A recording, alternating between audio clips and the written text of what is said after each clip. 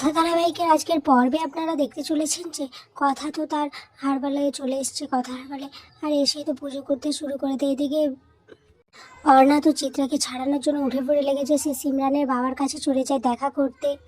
এদিকে কথা আর এভির মধ্যে তো একটু খুনসুটি শুরু হয়ে যায়। কথা তখন এভিকে বলে আমি ভাবছি মেজমার কথা। এভি তখন বলে মেজমার কথা, কিন্তু সে তো তার কুকুরটির জন্য শাস্তি পেয়েছে, এতে আর ভাবার কি আছে। তখন কথা বলে কিন্তু আমি যতদূর অর্ণাকে চিনি ও ওর মাকে খুব মিস করছে আর ওর মাকে খুব ভালোবাসে, তাই ও চেষ্টা করবে মেজমাকে বাড়িতে আনার। এদিকে সিমরানের বাবা তো পুলিশ স্টেশনে এসে চিত্রাকে ছাড়িয়ে দেয়। আর মিহির তখন তাকে বলে আপনাকে কি বলে যে ধন্যবাদ দেব আমার বলার ভাষা নেই। তখন সিমরানের বাবা বলে আরে না না, আপনারা এইভাবে আমাকে করবেন না প্লিজ। আর তাছাড়া আমার মেয়ে আপনাদের ছেলের কলেজেই পড়ে আর ও অঙ্কিতকে খুব খুব শ্রদ্ধাও করে, তাই ওর কথা রাখার জন্য আমি আরও খুব তাড়াতাড়ি চলে এসেছি এখানে। এরপর চিত্রা সিমরানের কাছে যায়, যে বলে তুমি আমাকে আজ যা সাহায্য করলে সিমরান আমি কোনোদিন ভুলবো না।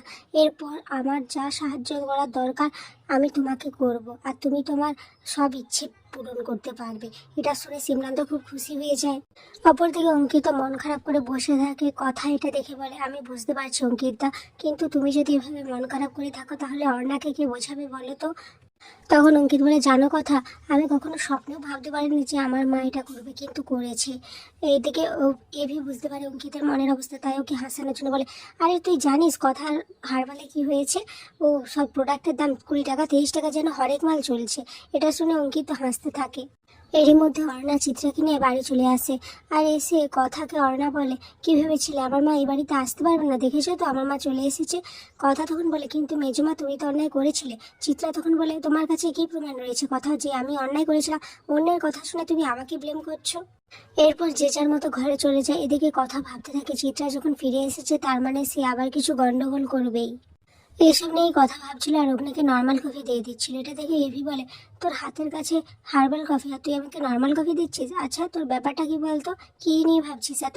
কথা তখন বলে আমি ভাবছি মেজমা যখন এবার ফিরে এসেছে নিশ্চয়ই বড়সড় কিছু করবে।